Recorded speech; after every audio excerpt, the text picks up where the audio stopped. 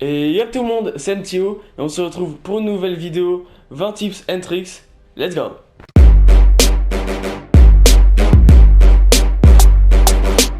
On peut monter au ballon, ça vous le savez tous, mais on peut également sauter quand on prend la petite tyrolienne verticale, et du coup on peut gagner un peu de vitesse, c'est toujours bien. Et en même temps, sur les ballons, quand vous prenez le ballon, pour aller plus loin, vous levez la tête au maximum, du coup vous regardez le ballon, et vous irez plus loin, dans une cinquantaine de mètres, j'irai. Ouais, bam. Bon, là il y a une montagne, donc je pourrais pas vraiment vous montrer, mais vous allez plus loin. Et de même que pour les ballons, quand on est dans le vaisseau, si vous êtes comme ça, vous allez sauter en piqué. Alors que si vous levez votre tête au maximum, comme ceci, et bah vous allez sauter plus loin. Et là, c'est vraiment de beaucoup de mètres. Vous allez commencer avec peu de vitesse. Du coup, vous faites un petit au bas à 144 de vitesse. Et dès que vous descendez à 135, vous descendez, vous remontez, etc. etc. Allez, on passe au prochain tips.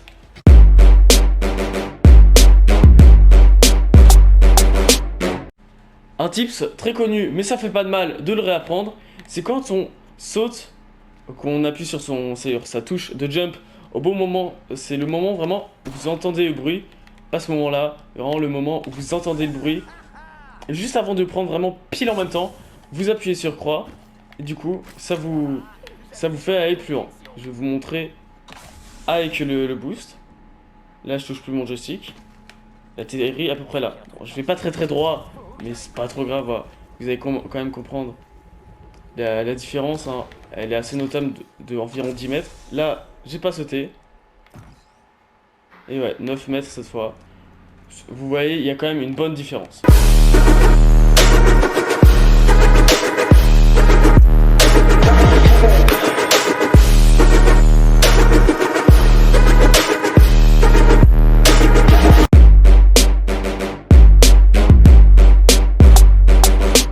Un autre tips qui est très connu, mais moins que l'autre quand même, c'est le tips que quand vous glissez sur votre jump pad, vous devenez 100% précis.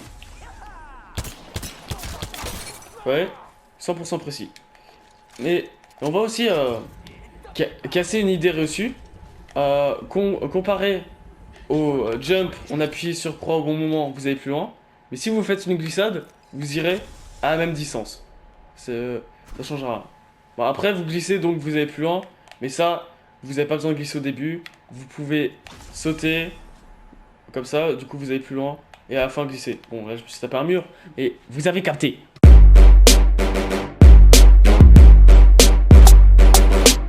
Un petit tips et en même temps tricks sur Voice, qui est là vraiment destiné aux nouveaux joueurs. C'est quand on fait son phase, son L1 sur PS, je sais pas, la touche sur PC. Et ça dépend aussi, voilà. Quand vous faites votre phase, juste avant la fin, une seconde à peu près avant la fin, il va avoir un bruit très aigu. Écoutez. Téléportation.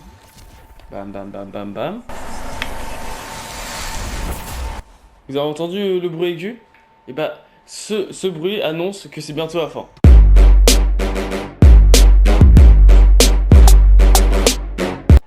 Un petit tips avec Lifeline, c'est quand vous posez votre ult en bas sur la charge de votre ult, petit à petit, il descend en même temps que le collier descend. Et quand il arrivera au plus bas, le collier sera par terre. Voilà. Et bim, c'est fini. Et là, il recommence à prendre des pourcents. Et votre colis peut aussi servir en fin de zone ou en milieu de zone, etc. Souvent, c'est plutôt dans des petites zones où vous savez où l'ennemi peut être. Vous pouvez poser votre colis et vous en servir d'un couvert. La preuve, là, il peut tirer. Là, je m'en sers comme de mur. Là, je peux décaler, le toucher, etc. etc. De même avec les bonbonnes caustiques, là, c'est à peu près partout, car vous pouvez vous en poser derrière, devant, etc. Vous pouvez vous en servir comme un couvert. Là, c'est plus en large que de haut, même si vous pouvez en mettre par-dessus. Ah, quand il va tirer, vous verrez, je suis protégé. Les balles ne peuvent pas passer. Bon, à un moment, les bonbonnes vont disparaître. Bon, là, c'est parce que j'étais trop haut, mais il peut pas me toucher. Après, si je veux, il peut monter et tirer dessus.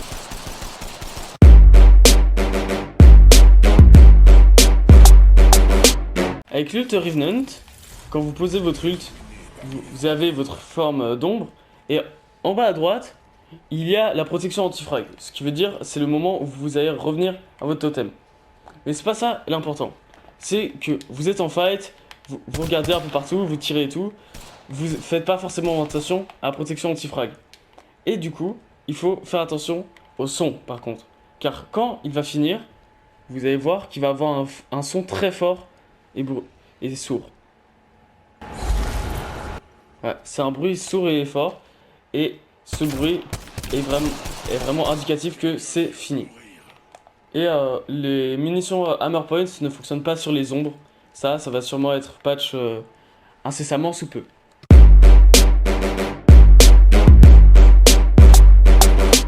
Quand vous posez l'ult Watson, ouais, il y a le timer ici, mais c'est pas vraiment 100%. C'est fiable, mais on peut pas forcément comprendre exactement que ça c'est 3 secondes et etc. Or que si vous vous écartez, vous levez votre tête, vous voyez exactement le timer. 74, 73, 72. Et vous voyez les petits ondes de choc sur le côté en haut à gauche et en haut à droite. Et bah ça veut dire que vous pouvez envoyer les grenades et qu'elles se feront pas choper. Dès que vous avez plus cet effet, ici, si vous envoyez une grenade, elle se fera choper. Ah.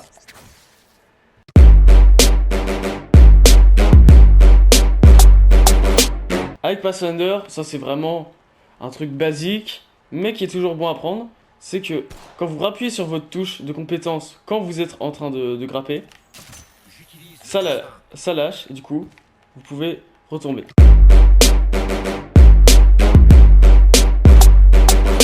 Quand vous êtes en drone avec Crypto, vous lancez votre drone, vous dronez avec ça, et là, vous voulez le rappeler. Par réflexe, vous allez appuyer sur votre touche de rappel.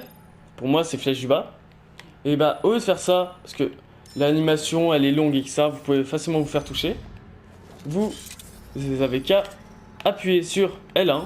Le drone sera toujours là. Vous pourrez bouger et appuyer sur votre touche de rappel. Et là, il sera rappelé. Ça prendra autant de temps, mais vous pourrez bouger, voir ce qui se passe, etc. Donc, ça sera plus safe. De même avec votre ulti. Quand vous êtes en drone, voilà, vous le dronez, etc. Vous savez qu'il est là. Essayez de cacher, par exemple. Ici, il n'y a pas trop de cachette. Là, vous le rushez avec votre équipe. Vous lui tirez dessus un peu. Bam. Là, vous envoyez votre ult. Et il sera touché. Et vous êtes en dehors. Et vous pouvez continuer à tirer. Là, il a perdu 50 de shield. Et du coup, vous pouvez l'enchaîner plus facilement. Quand vous envoyez votre ult, le mieux, c'est pas qu'il vous touche aussi. Sinon, vous allez aussi perdre 50 HP. Enfin, de shield. Donc, vous activez votre drone, etc. Bim. Vous le cachez, vous sortez, là vous faites L1 R1, là vous êtes dedans, et quand le son va commencer à grésiller, quand le son grésille, c'est qu'il va exploser incessamment sous peu. Donc il faut vraiment sortir. Bon, déjà il explose très vite, donc faut être assez proche de la bordure, sinon vous vous ferez toucher à coup sûr.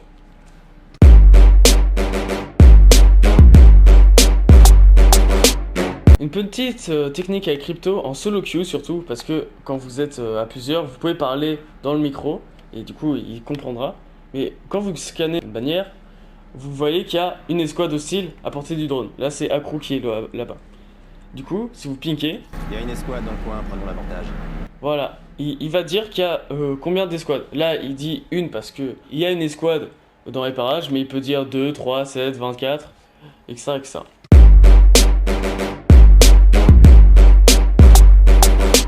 Avec Blue Dawn, dès que vous faites votre compétence de scan, ça va dire instantanément le nombre d'escouades qu'il y a en affichant en haut. Le trait sert juste d'indicatif. Ouais. Bim, ça a écrit, alors que le trait n'y avait pas encore touché. Et avec son ult, dans les grosses lunettes et les petites et toutes les lunettes, vous verrez aussi en rouge comme si c'était un indicateur de menace.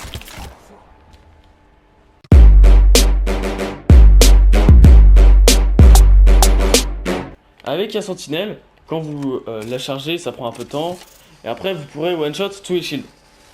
Et du coup, ça met la petite barre. Mais quand vous visez, vous ne pouvez pas regarder en bas à droite. Et du coup, elle est dans le viseur directement. Et ça avec plein de lunettes. Même quand vous visez pas, la barre est dessus. Après, vous pouvez par exemple prendre la x4 x10. Ça sera écrit. Et à droite sera écrit le nombre de mètres. Et après, en dessous, le 2, 3, 4, 5, c'est la distance de retombée.